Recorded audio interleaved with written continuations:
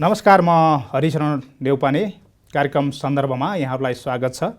हामी आज सन्दर्भ कार्यक्रममा नेपालको महिला उद्यमशीलताको क्षेत्रलाई विशेष फोकस गर्न गइरहेका छौँ र अर्ग्यानिक उत्पादनको विषयमा एक किसिमको जुन मानिसहरूमा चेत छ त्यो चेतलाई अझ खुलाउने विषय आज हामी कुराकानी गर्न गइरहेका छौँ। हामीसँग आज अतिथि हुनुहुन्छ नेपाल घरेलु तथा साना उद्योग महासङ्घ केन्द्रीय महिला उद्यमी समितिकी महासचिव शान्ता बास्कोटा कोइराला। उहाँ चाहिँ नेपाल अर्ग्यानिक एसोसिएसनको महासचिव पनि हुनुहुन्छ। त्यसै गरी कञ्चनजङ्घा टी इस्टेटको प्रबन्ध निर्देशक हुनुहुन्छ। हामी कार्यक्रममा सर्वप्रथम उहाँलाई स्वागत गरौँ। स्वागत छ यहाँलाई। धन्यवाद। सुरुमा जाउँ, तपाईँले यो क्षेत्रमा आजसम्म आउँदाखेरि गर्नुभएको सङ्घर्ष कसरी यहाँ आइपुग्नु भयो?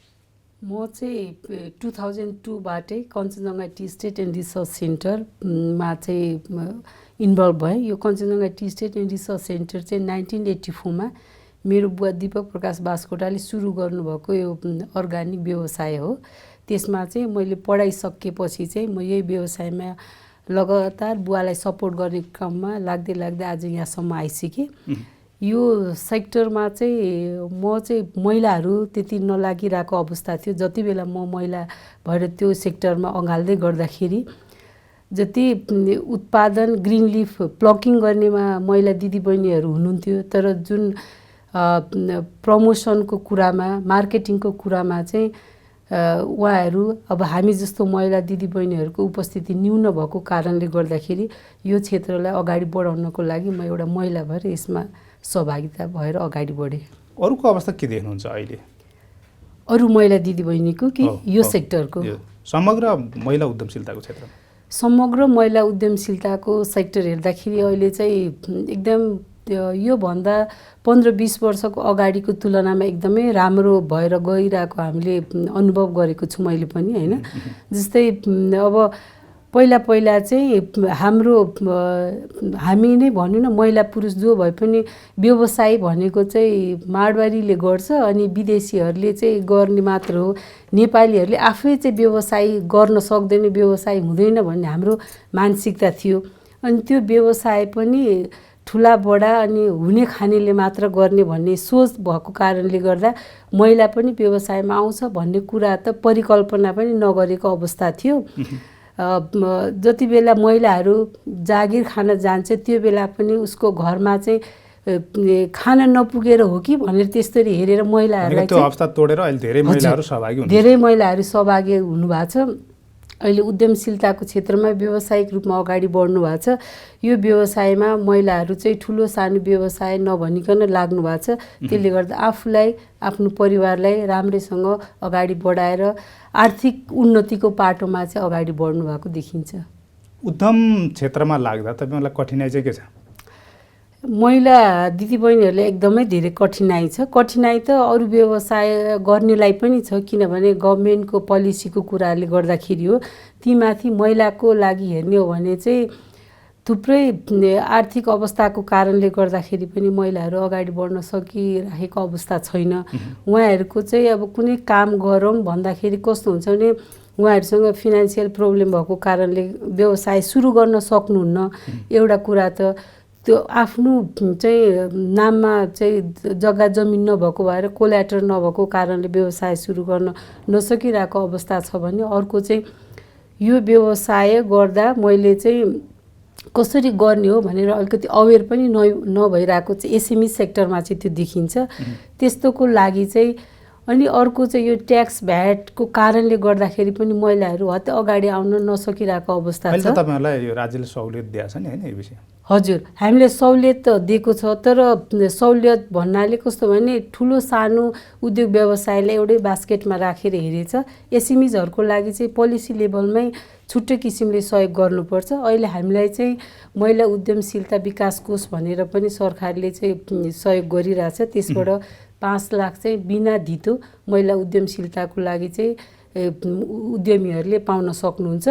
तर अर्को लास्ट इयरबाट चाहिँ 15 लाखसम्मको पनि पाएको छ। त्यसको लागि चाहिँ 5 जना समूह हुनुपर्छ।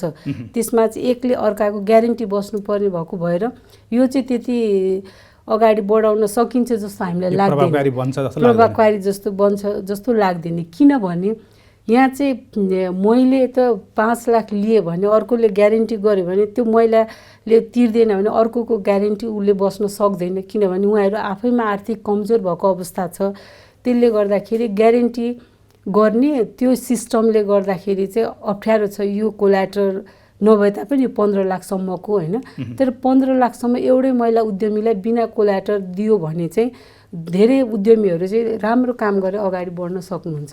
तपाईँ नेपाल घरेलु तथा साना उद्योग महासङ्घ केन्द्रीय महिला उद्यम समितिमा रहेर आफूले काम गरिरहँदा तपाईँलाई गुनासो कस्तो आउँछन्? महिलाहरूले के भन्छन् देशव्यापी? महिला दिदीबहिनीहरू अब हामी त विभिन्न जिल्लाहरूमा गएर कार्यक्रमहरू पनि गरिरहेका हुन्छौँ, उहाँहरूलाई अवेरनेस पनि गर्छौँ। उद्यमशीलता भनेको यो हो, हामी उद्यमी हुनुपर्छ। अनि दर्ताका प्रक्रियाहरू पनि हामीले सिकाइरहेको हुन्छौँ होइन। अनि कसरी प्रोडक्टहरूमा लेबल लगाउने, प्याकिङ कसरी गर्ने भन्ने कुराको पनि हामी चाहिँ महासङ्घ थ्रु अवेर गराइरहेको हुन्छौँ। त्यो सिलसिलामा चाहिँ एउटा मेजर पार्ट भनेको चाहिँ आर्थिक अवस्थाकै कुरा हो। जबसम्म उहाँहरूलाई आर्थिक अवस्थामा समृद्धि हुनुहुन्न, उहाँहरूले चाहिँ आर्थिक अवस्थाबाट चाहिँ उहाँ पूर्ण रूपमा कन्फिडेन्ट हुनुहुन्न, त्यति बेलासम्म महिलाहरूले उद्योग व्यवसाय सञ्चालन गर्नु गाह्रो हुन्छ। जुन आर्थिक विषय तपाईँले उठाउनुभयो, पटक पटक आर्थिक समस्या छ महिलाहरूलाई, उहाँहरू त्यसबाटै उठ्न सक्नु भएन भन्ने विषय जुन राख्नुभयो तपाईँले होइन, पारिवारिक रूपमा साथ पाएर आर्थिक अवस्था बलियो बनाएर जान सक्ने अवस्था नि रहन्छ नि होइन? त्यो त पक्कै पनि रहन्छ, तर त्यसमा पनि आफ्नै बाटो हुन्छ। किनभने सबै पुरुष दाजुभाइहरू पनि हाम्रो चाहिँ सक्षम हुनुहुन्न होइन। त्यसले गर्दाखेरि उहाँहरूले पनि कति हदसम्म चाहिँ महिलालाई सपोर्ट गर्ने, फिनान्सियल सपोर्ट गर्ने भन्ने कुरो त्यहाँ चाहिँ जहिले पनि जागजहर रहेको अवस्था छ। अब ठुल्ठुलो उद्योग व्यवसाय गर्नेलाई त सपोर्ट गर्यो भने अगाडि बढ्न पक्कै पनि सक्नुहुन्छ होइन। तर सानो आफैमा पारिवारिक समस्या भइरहेछ भने उहाँहरूले चाहिँ सपोर्ट गर्ने भनेको चाहिँ अलि अप्ठ्यारो स्थिति नै छ होइन। त्यसले गर्दाखेरि महिलालाई आफै अगाडि बढाउनको लागि चाहिँ सरकारले जुन अहिले 1 लाखदेखि 5 लाखसम्म बिना कोल्याटर छ, यो एकदमै राम्रो छ। त्यसले गर्दा धेरै उद्यमीहरू पनि अगाडि बढ्नु भएको छ। तर महिला उद्यमी भनेको चाहिँ त्यति सानो व्यवसायमा मात्रै सीमित हुन्छन् भनेर सरकारले हेरिदिनु भएन। व्यवसायको प्रकृति हेरिकन चाहिँ महिलाहरूलाई पनि 1 लाखदेखि 20-25 लाखसम्म चाहिँ बिना कोल्याटर चाहिँ सपोर्ट भयो भने धेरै उद्यमी व्यवसायीहरू चाहिँ अगाडि आउन सक्नुहुन्छ। महिला उद्यमीहरू उहाँलाई उहाँकै प्रोजेक्ट धितो राख्ने, उहाँकै प्रोडक्ट हुन्छ, मेसिनहरू हुन्छ, कर्जा पनि उपलब्ध गराइरहेछ सस्तो, एकदम सस्तो ब्याजमा होइन। सस्तो ब्याज भनेको त्यो अरू सोसरै हो, त्यही 6% ब्याज त कृषिमा त लोन महिला पुरुष दुइटैले पाउनु नै भएको छ होइन। तर महिलाले पनि अहिले यो 5 लाखको पाएको त्यही नै हो, छुट्टै 2-3% भन्ने त छैन। जस्तो त्यसमा पनि ब्याज अनुदान सरकारले दिएर तपाईँहरूलाई सहुलियत दिने भन्ने पछिल्लो समय त त्यो आइरहेछ नि होइन, राष्ट्र ब्याङ्कले ल्याएको नीतिअनुसार त। त्यो ब्याज अनुदान भनेको त त्यो अब 6%मा भनेको छ होइन। 5% हामीले दिएर टाइमली सबै तिर्यो भने 1% फेरि छुट भएर 5% हो, त्यही हो। कृषिमा पनि 6% त छँदैछ, त्यो त सबैको लागि। अब म तपाईँसँग फेरि जान चाहन्छु। अघि तपाईँले भन्नुभयो एउटै बास्केटमा नीति हालेपछि हामी घरेलु तथा साना क्षेत्रमा जो लागेका छौँ ती चाहिँ मर्कामा पऱ्यौँ भन्नुभयो। सानालाई चाहिँ खास छुट्टै के चाहिँदैछ? साना व्यवसायीहरूलाई चाहिँ अब अरू देशमा पनि एउटै पाटोमा एउटै बास्केटमा हालेको छैन होइन। जस्तै पनि जापान, इन्डिया अनि भुटानतिरकै कुरा गर्ने हो भने पनि उहाँहरूले चाहिँ साना एसएमइजहरूको लागि छुट्टै नीति नियमहरू लिएर आउनु भएको छ। अब अरू देशले गर्यो भनेर हो कि तपाईँहरूलाई छुट्टै यहाँ चाहिँ यो विषय अप्ठ्यारो पर्यो, हामीलाई यो चाहिन्छ भनेर? अरू देशले गर्यो भनेर त म त भन्दिनँ, किनभने म त हरेक कुरामा पनि अरू देशको कुरा कपी पेस्ट गर्नु भएन। नेपालको भूगोल हेरेर नीति नियम ल्याउनु पर्यो भनेर लबी गर्ने मान्छे म पनि हो। त्यसले गर्दाखेरि म यहाँ के भन्न चाहन्छु भने अब महिला पुरुष जो पनि एसएमई सेक्टरलाई, अहिले महिलालाई मात्रै पनि नभनौँ, पुरुषहरू पनि एसएमई सेक्टरमा हुनुहुन्छ। तर यति मात्र भन्न खोजेको कि गभर्मेन्टले यसरी बुझ्नु पर्यो कि 1 लाखदेखि 10 करोडसम्मको लागि चाहिँ घरेलु र मझौला उद्योग व्यवसाय भनेर छुट्याएको छ। 10 करोडभन्दा माथिकोलाई ठुला करदाता, ठुलो व्यवसायी भनेर छुट्याएकै छ। तर नीति नियम ल्याउँदा चाहिँ 10 करोडभन्दा माथिकोलाई पनि त्यही नीति, अनि 1 लाखदेखि 10 करोडसम्मकोलाई पनि एउटै नीति। यो नीति चाहिँ गर्न भएन। त्यसले गर्दाखेरि हामी एसएमइज भन्छौँ भने एसएमइजको लागि छुट्टै नीति नियम ल्याउनु पर्यो। जस्तो अब आर्थिक सहुलियतको कुरामा पनि त्यही किसिमको हुनु पर्यो। अहिले भ्याटको कुरा छ नि, अब भ्याटमा पनि अब कति उद्यमी व्यवसायीहरूले चाहिँ त्यो लेभलमा पुग्नै सक्नु भएको छैन कि उहाँहरूले यो भ्याटको सिस्टम बुझेर कम्पनी दर्ता गरेर त्यो महिनै पछि चाहिँ भ्याट चाहिँ 26 गतेभित्रमा बुझाउनु पर्ने पनि उहाँहरूले एउटा समस्या छ। अर्को त झन् यो सामाजिक सुरक्षा कोष जब लास्ट इयरबाट चाहिँ सबैलाई राख्ने गरियो होइन, त्यसले गर्दाखेरि त उहाँहरूले त त्यो 31% गर्दाखेरि उहाँको प्रोडक्टको भ्यालु चाहिँ 45%ले बढेको अवस्था हामीले हेर्नमा पायौँ होइन। त्यसले गर्दाखेरि जस्तै अहिले मानिलिउँ यो चियाको दाम चाहिँ अब 279 छ भने यसमा 45% चाहिँ एड गर्दाखेरि त्यो त डाइरेक्ट जाने त कन्ज्युमरलाई हो। कसले त्यति पर्सेन्ट तिरेर किन्न तयार हुन्छ? त्यो त उयो हाम्रो कन्ज्युमरहरूलाई नै एड गर्ने हो होइन। त्यसले गर्दाखेरि हाम्रो प्रतिस्पर्धात्मक बन्न सक्दैनौँ, हामी एकदमै सक्दैनौँ। त्यसले गर्दाखेरि इम्पोर्टको कुराहरू हुन्छ प्रतिस्पर्धात्मक हुन नसक्नको लागि होइन। त्यसले गर्दा मास प्रोडक्सनको कुरा हुन्छ, क्वालिटीको कुरा हुन्छ।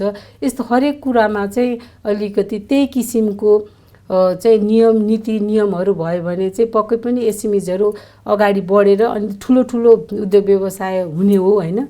अरू देशहरूमा पनि त्यस्तै भएर नै गएको छ। कुनै पनि देश विकास हुनको लागि चाहिँ एसएमइजको प्रमोट गर्ने चाहिँ गभर्मेन्टको ठुलो भूमिका रहन्छ। अब म तपाईँ अर्गानिक एसोसिएसन नेपालको महासचिव पनि हुनुहुन्छ, पटक पटक यो मेला महोत्सव पनि गर्दै आउनु भएको छ अर्गानिक। हजुर, खास अर्गानिक उत्पादन भनेको के हो? अर्गानिक उत्पादन भनेको अब हामीले चाहिँ मलाई एउटा सहज तरिकाले भन्दाखेरि हामी जो योभन्दा 20-25 वर्ष अगाडि चाहिँ जे उत्पादन गर्थ्यौँ त्यो हाम्रो लागि सबै अर्गानिकै थियो होइन। तर हामी उत्पादन बढाउने होडबाजीको क्रममा चाहिँ युरिया मल हालेर विषादी हालेको कारणले गर्दाखेरि पुनः अर्गानिक भनेको के हो भनेर अब हामीले युवा पुस्तालाई पढाउनु पर्ने चाहिँ आवश्यकता आजको दिनमा आएको छ होइन। यो आवश्यकता हो कि बाध्यता हो त? यो त आवश्यकता हो, किनभने अब यति धेरै मान्छे निरोगी चाहिँ रोगी हुन थाल्यो होइन। त्यसको लागि चाहिँ अब यो खाद्यान्नको कारणले गर्दाखेरि विषादीको कारणले गर्दाखेरि यो युरिया मलहरू लाउँदै गर्दाखेरि विषादीको कारणले गर्दा हाम्रो माटोहरू बिग्रिसकेको छ। अब अर्गानिक भनेको के हो त भन्ने कुरा अब बुझाउने दिन आएको छ। त्यसले गर्दाखेरि चाहिँ अर्गानिक हुनको लागि चाहिँ लाइसेन्स प्राप्त हुनुपर्छ। अहिलेको दिनमा आएर चाहिँ नेपालमा अर्गानिक सर्टिफाई गर्ने बडी छैन। त्यसले गर्दाखेरि यो हाम्रो चाहिँ इन्टरनेसनल मार्केटबाट यहाँ पनि देखाउँछ यो सेरेस भनेको अर्गानिक सर्टिफाई गर्ने बडी हो। हाम्रो लाइसेन्स नम्बर भनेको यहाँ राखेको हुन्छ। यो जबसम्म हामी कन्ज्युमरले चाहिँ कुनै पनि प्रोडक्ट अर्गानिक हो भनेर लिँदै गर्दाखेरि लाइसेन्स नम्बर हेर्न एकदमै जरुरी छ आजको दिनमा आइपुग्दाखेरि। यो त प्रोडक्टको कुरा भयो, मान्छेले चाहिँ कसरी अर्गानिक भनेर बुझ्ने र आफ्नो जीवनयापनमा त्यो लागू गर्ने त? मान्छेले बुझ्नेको लागि नै त्यही लाइसेन्स नम्बर हेर्नुपर्छ, किनभने माटो बिग्रिसक्या हुन्छ।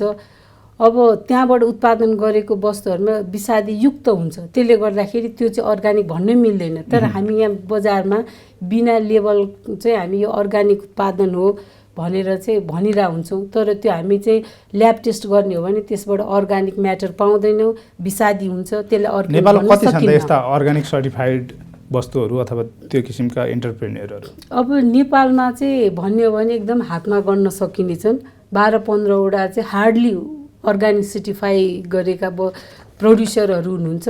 मेन त टी र कफी सेक्टरमा नै बढी हुनुहुन्छ अनि एसेन्सियल ओइलमा हुनुहुन्छ होइन। अब फ्रुट्समा पनि अहिले चाहिँ 1-2 कम्पनीहरू लागेछ। त्योभन्दा धेरै चाहिँ अब लाइसेन्स प्राप्त चाहिँ एकदमै कमै हुनुहुन्छ। हजुर, अब यो अर्गानिकको जोड तपाईँले गरिरहँदाखेरि खास किन चाहिँ जोड दिने त यसलाई? अब अर्गानिक किनभने अर्गानिक वस्तु खाएपछि हामी आफैमा हेल्दी हुन्छौँ। त्यसले गर्दाखेरि मान्छे स्वस्थ रह्यो भने उसलाई मानसिक तनाव हुँदैन। मानसिक तनाव नहुने बित्तिकै उसले चाहिँ राम्रोसँग कुरा सोच्न बुझ्न उसले टेन्सन फ्री भएर कुनै पनि आफ्नो व्यवसायमा काम गर्न सक्छ। त्यसले गर्दाखेरि हामी हेल्दी रहनको लागि पनि हेल्दी प्रोडक्ट खानु पर्यो। त्यो भनेको चाहिँ आजको दिनमा आउँदाखेरि अर्गानिक उत्पादन नै हो। तपाईँले यसो भनिरहँदा जस्तो अर्गानिक उत्पादनको विषयमा लेख्दाखेरि प्राङ्गारिक मलयुक्त जुन हामीले खेतबारीमा प्रयोग गरेर रासायनिक मल विषादीहरू प्रयोग नगरिकन उत्पादित वस्तुहरूलाई विशेष त अर्गानिक भनेर नेपालीहरूले जुन बुझिरहेको अहिलेको अवस्था छ त्यो सम्भव छ? मान्छेले भोको पेटलाई भर्नलाई बढी उत्पादन गर्नुपर्छ भनेर यी विषयहरू, यी रासायनिक मलदेखि यावत विषय भिटामिनहरू राखेको भनेर बाहिर जुन किसिमले भनिआइएको छ, तपाईँले भनेको यो सम्भव छ त? यो एकदमै सम्भव छ। मैले त यस सम्बन्धी एउटा आर्टिकल पनि लेखेको छु। अब काहीँ हामीले योसँग गभर्मेन्टसँग सहकार्य गर्नुपर्छ भने म यही टेलिभिजन मार्फत पनि भन्न चाहन्छु, यसरी सम्भव छ भनेर हामी त उहाँहरूसँग सहकार्य गर्न पनि तयार छौँ, अर्गानिक एसोसिएसन नेपाल होइन। जस्तै अहिले माटो बिग्रिसकेको अवस्थामा चाहिँ अब त्यो माटो सपार्नै हाम्रो 3 देखि 5 वर्ष लाग्छ।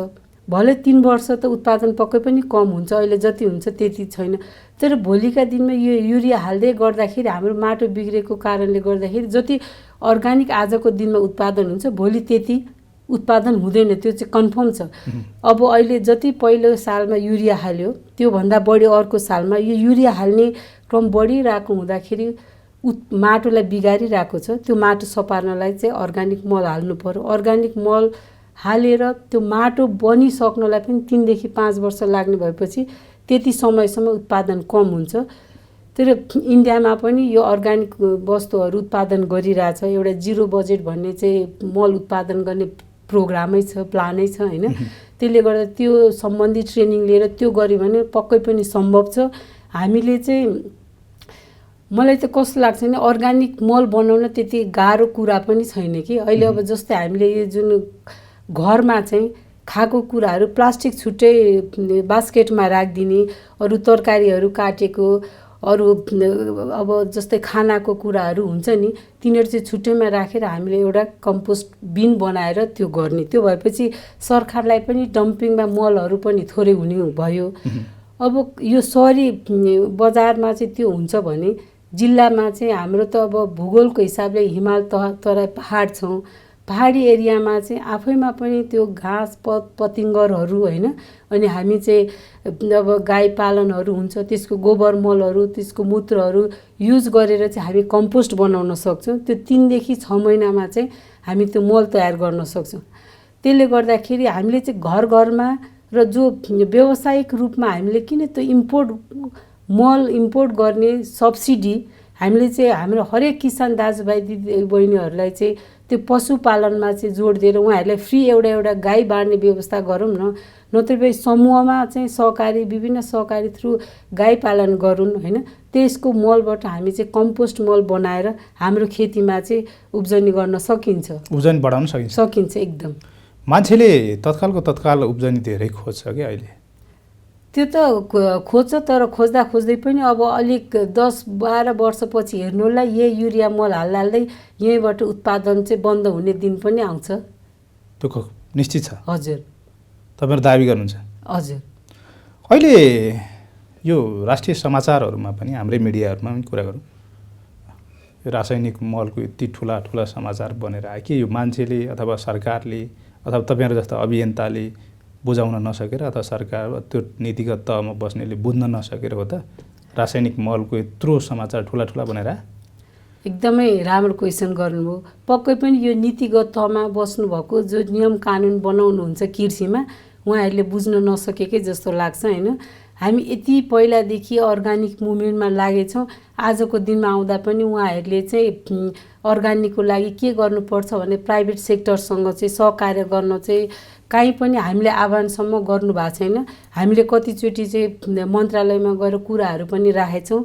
अब उहाँहरूले चाहिँ अब कस्तो विज्ञताको कुरा गरिराख्नु भएको छ आफ्नो ठाउँमा छ, तर हामीले आज यो ठाउँमा आएर भन्दाखेरि चाहिँ अर्गानिक मुभमेन्टलाई अर्गानिक प्रमोसनमा चाहिँ उहाँहरू कमजोरी छ। सरकारले यसरी आँखा चिम्लेर बस्नु हुँदैन होइन। अर्गानिक प्रमोसनको लागि चाहिँ एकदमै लाग्नुपर्छ। 1-2 करोड बजेट छुट्याएको छु भनेर प्रमोसनको ठाउँमा चाहिँ कामै नगर्दाखेरि चाहिँ केही पनि हुन सक्दैन। भोलि चाहिँ हामी सबै रोगी भएर हस्पिटल धाउने काम चाहिँ एकदमै हुनुपर्ने बाध्यता हुन्छ। जो खेतीबारीमा काम गर्नुहुन्छ उहाँहरू पनि काम गर्न नसक्ने अवस्था चाहिँ ढिलो छिटो आउँछ भन्ने हामीले चाहिँ महसुस गरेछौँ। त्यसको लागि अर्गानिकको प्रयोग गर्नुपर्छ। हामी त अब यति सुन्दर देश छ नेपाल, आफैमा चाहिँ स्वर्गभूमि भन्छु म त होइन। त्यसले गर्दाखेरि मैले अरू मिडियामा पनि भन्ने गरेको छु कि यो सरकारले भन्नुहुन्छ विभिन्न वर्षमा चाहिँ भिजिट नेपाल भनेर आह्वान गरिराख्नुहुन्छ, त्यो आह्वान गर्नै जरुरी छैन क्या। किनभने अब मलाई चाहिँ के लाग्छ भने हामीले हाम्रो अर्गानिक उत्पादनलाई जोड दिएर हामी त युरोप जस्तो ठाउँ नै यही छ, हामी विभिन्न यही उत्पादन बढाएर रोजगारीसँगै आय आर्जन दिन रोजगारी सक्छौँ। बढाउने, आय आर्जन बढाउने। हाम्रो त यो अर्गानिक बनाउने बित्तिकै अर्गानिक कन्ट्री, माउन्ट एभरेस्टको देश, हिमालयको देश भनेर भिजिटरहरू आउनुहुन्छ आफै। तर हामीले चाहिँ हाम्रो कल्चर, संस्कृति र हाम्रो उत्पादनलाई चाहिँ महत्त्वपूर्ण रूपमा चाहिँ अगाडि चाहिँ संरक्षण गर्न सक्यो भने यो स्वर्ग भूमि हो, यसमा चाहिँ पैसा आफै फल्छ। तर त्यो पैसा कसरी फलाउने भन्ने कुरा चाहिँ गभर्मेन्टले एउटा प्लान लिएर आउनु पर्यो, पोलिसी लिएर आउनु पर्यो, त्यसमा निरन्तरता लागिराख्नुपर्छ। तपाईँ यो अभियानदेखि विभिन्न क्षेत्रमा लागेर वुमन इन्टरप्रेन्योर अवार्ड 2021बाट पनि सम्मानित हुनुभएको छ। हजुर। अरू महिला उद्यमीहरूलाई के भन्न चाहनुहुन्छ? अरू महिला उद्यमीहरू चाहिँ अहिले धेरै पनि उद्यमीहरू, महिला दिदीबहिनीहरू चाहिँ उद्योग व्यवसाय क्षेत्रमा आउन चाहनुहुन्छ होइन। अहिले त झन् मैले दिदीबहिनीहरूलाई भेट्दै गर्दा यङ जेनेरेसनहरू चाहिँ जागिर खाने भन्दा पनि उद्यम व्यवसायमा आउन एकदमै इच्छुक भएको भेटिरहेको छु। त्यो चाहिँ एकदमै हाम्रो लागि चाहिँ राम्रो अवसर हो, नेपालको लागि नै राम्रो अवसर हो। जागिर खान जाने भन्दा जागिर दिलाउने व्यवसायमा उहाँहरू आउँदै हुनुहुन्छ होइन।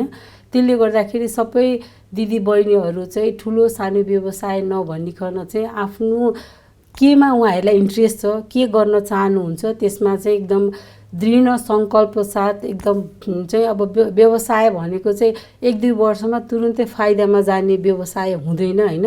हामीले चाहिँ अलिकति सहने शक्ति पनि हुनु पर्यो। त्यसले गर्दाखेरि जसरी जागिरमा चाहिँ महिनाको अन्तिममा पैसा आउँछ र त्यसरी प्लान गरिन्छ, व्यवसायमा त्यो गर्न सकिन्न।